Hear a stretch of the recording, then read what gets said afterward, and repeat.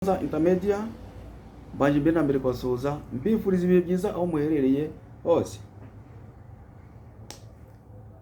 Tasuza cyane cyane abantu bumvura mu Kinyarwanda bari mu biyaga bigari,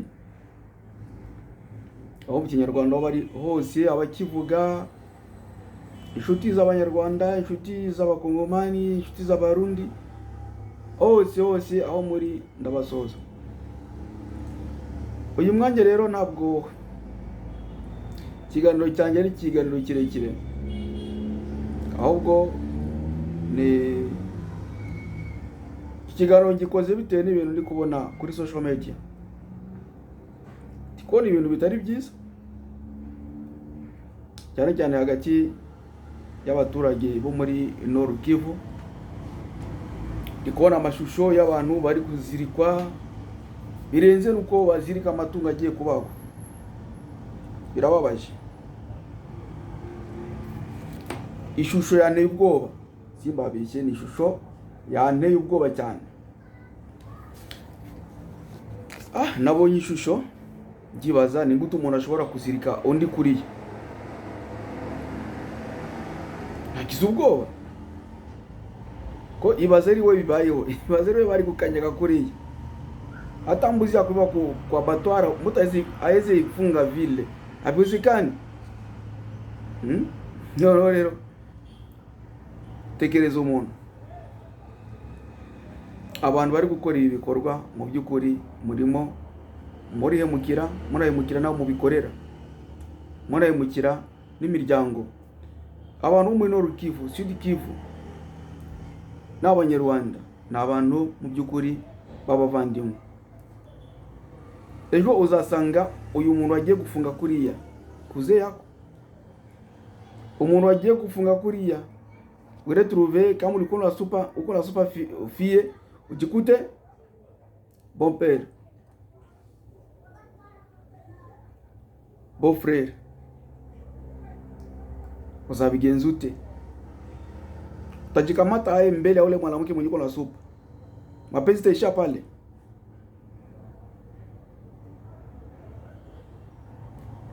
Utajikuta samoya kaka yake au ndugu yake ndio alikuwa na kusupply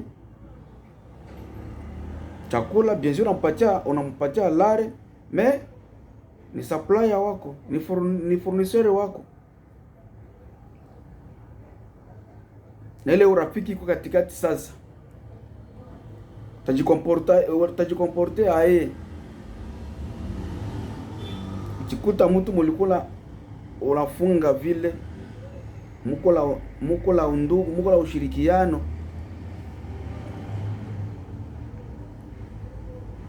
Kuri social media turikumva RD Congo irakiza u Rwanda ko rufasha M23. Guverinoma y'u Rwanda iravuga kino kwibyo bintu ntago tubizi. Sasa we umuturage no ugiye kwiteranya sasa n'umuturage mugenzi wawe. Abantu bo muri Nord Kivu, Sud Kivu n'abanyarwanda benshi hari ubuvandimwe bugambaye buri hagati yabo. Abantu bashyingiranye, n'abantu biganye, n'abantu basangira, n'abantu babana mu buzima bwa buri munsi. We barimo uriteranya ku busa, urimo urateza ibibazo bitari ngombwa. Ibaze ejo mu gitondo ugiye gushaka umukobwa ugasanga ule balifunga vile nuko na shangilia kabisa uko pale. Ni bon père, ni beau frère, ni kuze yako. Utajitungika, utakuwa saa Yuda.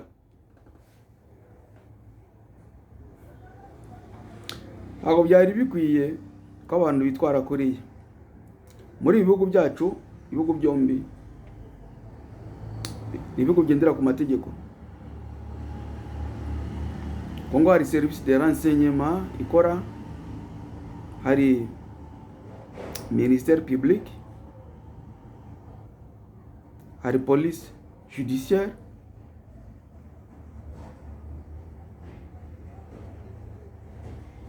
hari abacamanza les juges, abo bose ni abantu bari muri circuit yo guca imanza, yo gutanga ubutabera, bafite akazi kabo. Umuntu wafashwe ntagakwiriye gutwarwa kuriya ngo bamuzirike kuriya. Ahangaha mu Rwanda, ntabwo muri prison ntabwo habura umukongomani ufunze, meme no muri Congo. Inkiko zo muri Congo nagiye mbona ziburanisha abanyarwanda benshi ku byaha bitandukanye. Jamais ntabwo umuntu agakwiriye gutwarwa kuriya kwa muhambire kuriya. Hata mbuzi kabisa, mbuzi wala kwa batwari itachinjiwa saa hii. Hakuna mtu mwaleze ifunga vile. Sasa jiulize sasa, mtu ndugu yako, binadamu ndugu yako, agaribyo uriya muntu agakwiriye gufatwa neza. Niba ari nicyo yagirizwa, agashyikirizwa inzego zishinzwe ikurikirana cyaha, bakazamujyana imbere y'inkiko akaburana, yagirwa umwere, yanakurikiranwa icyaha cyanamuhama agahanwa. Rimwe akazabaho diplomasi yo guhererekanya imfungwa mu gihe bibaye ngombwa, ariko ntabwo umuturage akwiriye gufata undi ngo amugire kuriya. Iyi message rwose ikwiriye kuba divulguée ahantu hose, ko ni message ikwiriye kuamsha akili ya watu, gutuma ubwongo, ibitekerezo by'abantu bibyuka, bakongera bakareba kure. 94 Nerahamwe zakoze jenoside zica abatutsi, uyu munsi zirakiruka mu mapori, ziko nakimbia aziyapata msimamo, ni kukimbia kila siku juu ya vitendo kama hivi.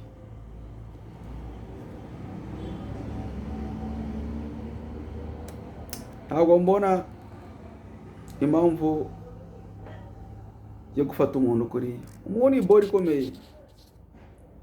Sasa wewe raia unakamata ndugu yako, mwende mu manyumba mutafutishe kila mtu. Umenye ngo hari abantu bari bambutse, barabaye demaso biberari. Na sama ule demaso kama anaishi Gisenyi au anaishi Changugu au anaishi Musanze,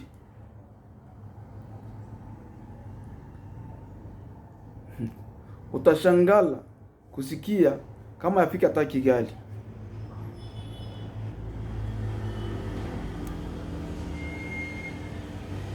Urarwana niki? Isi tuyiro turabashyitsi turabagenzi, nta mpamvu ko maritereta mugenzi we kuriya. None by'umwihariko umuntu ushobora gusanga ari umuvandimwe wawe bya hafi. Ikindi gikomeye, igihugu kirimo ubutabera, akibaze ko umuntu azirikwe kuriya akari gaseka nkakeza. Umuntu muramuzirika kuriya kugira ngo bigende biti, afite imbaraga zingana zite ku buryo yatoroka birababaje kabisa. Ni imbaraga cy'uriya muntu afite zatuma muzirika kuriya. Nubwo yabinaye yeka ni ntare batayizirika kuriya. Ntabwo ari byiza rwose. Biriya ibintu birababaje cyane. Wibaze reba bikoreye, cyangwa ari umwana wawe, cyangwa ari wese w'umuvandimwe wawe.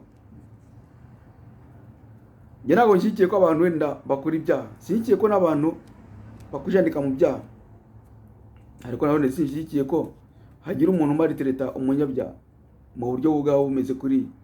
Kandi n'umuntu agifatwa, sinumva ukuntu umuntu ugifatwa utaranisobanura, utaranumva n'ibye mu maritereta kuri. Kabone niyo byaba byanamuhamye, hari ubundi buryo abantu barafungwa, hari gereza zo gufungira nk'abantu. tugerageze. Ibibazo bihari, niba ari ibibazo binahari, simpamya ko umuturage wagiye Edemaso, umuntu uciriza kudusambaza, umuntu wajyanaga kaunga, tunatoka hapa labeba kaunga pale, watu wanakula na anapata ile kidogo na rudia, anatunza familia yake, ati anasupporting M23. Ngiri na gumusi kuundi, mubano musi kuundi, buri musi mubone yambo kumpaka akuza ni amaboro kagura.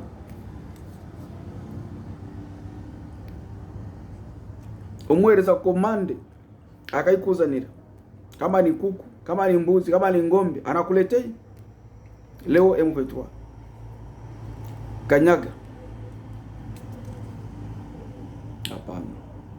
Hapana kabisa. Tuache roho ya hivi. Hii ni roho ya kinyama, roho ya kinyama, roho ya kishenzi.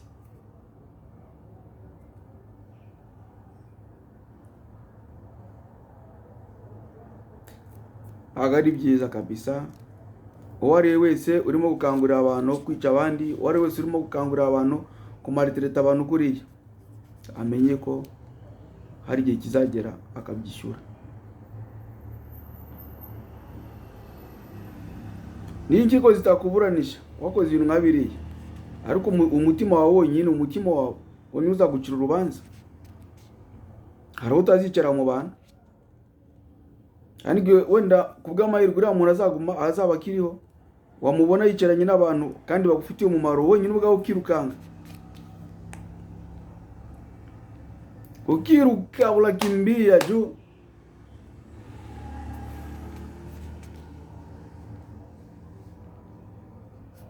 Matendo mabaya ya mtu yanamtosha kati ya watu.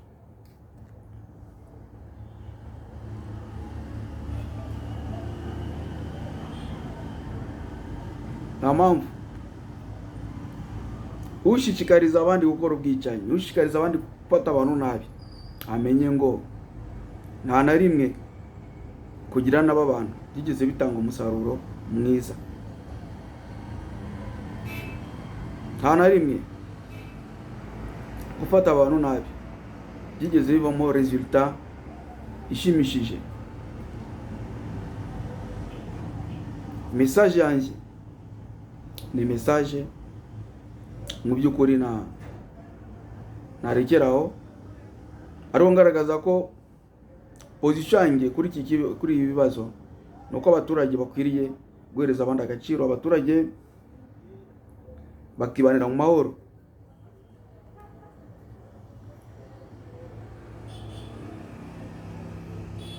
Abaturage bagaha abandi agaciro, ukaramenya ko umuturage akanamenya ko ejo bucya bwitwa ejo. Ushobora kwisangurira umuntu umukeneye, cyangwa ukeneye inshuti, cyangwa ukeneye umuvandimwe we, cyo kanasangana umuvandimwe wawe hafi wanagiriye kuriye.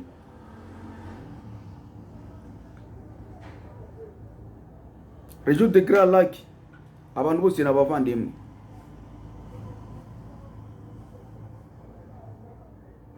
Abantu bose n'abavandimwe. Tajikuta uko Bukavye, uko na ndugu Rwanda, uko na ndugu Burundi, uko na ndugu Uganda, uko na ndugu Tanzania. Vile vile nawe umunyarwanda ushobora kuzasanga ufite mwene wanyu Igoma, Ibukavu, Kinshasa, Tanzania, Uganda, Burundi.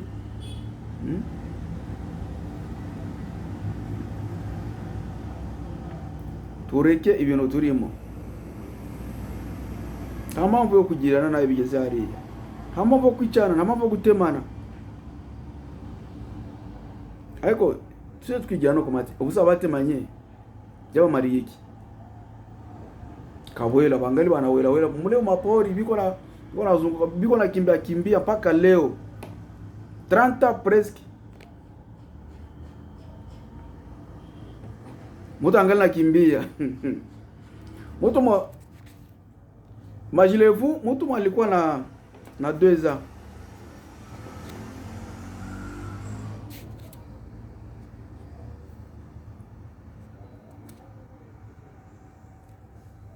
leo iko la miaka ngapi? Ni musaza. Mtu alikuwa na 30 leo anakuwa na 60 et quelques, iko na kimbia presque 60, iko na kimbia.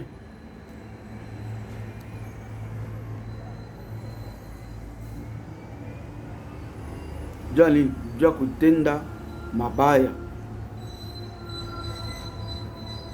Umuntu yafashe umuvandimwe we, kuze yake, umuturanyi we aramwica. Uyu munsi yifuza ku aravuga icyama Imana akazuka. Ese impossible.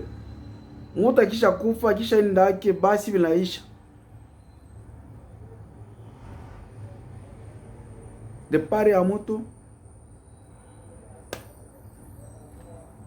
ariko hari umuntu yifuza wamumabasi wamugarura. Kibishoboka. Tubane mu mahoro, dufashanye.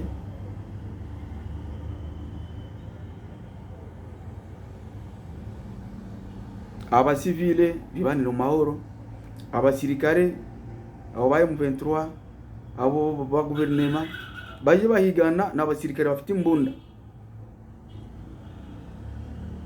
Ni nacyo bashinzwe gushaka amahoro no kurinda umutekano.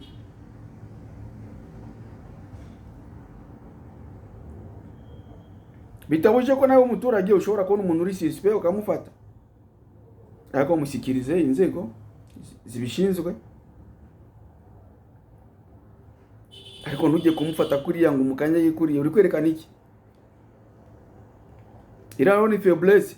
Umuntu umwe kumukanya kuriya afite imbaraga zingana zite ku buryo entourage yose yayicika cyangwa yayirwanya.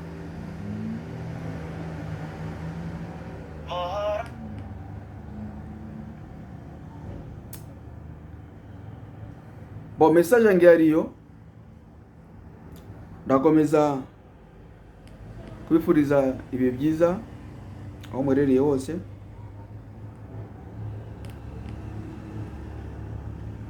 Imana ikomeze kuturinda no kudufasha muri byose.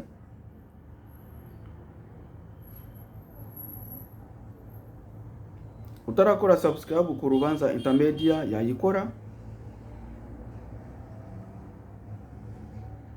Ufite comment cyifuza gusangiza abandi yakidusangiza.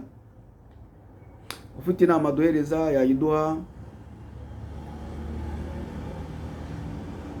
Ushimye iyi message yakora like, utayishimye yakora dislike. Ni uburenganzira bwe.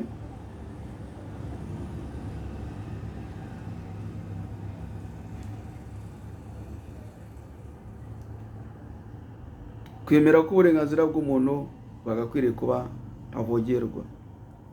Umuntu umunyagitinyiro tumwubahe. Imana ikomeze kubana no kwagira neza. Turi kumwe, ari kumwe na Maître Amani Jean de Dieu, umukunzi wanyu, umuvandimwe wanyu, umwana wanyu.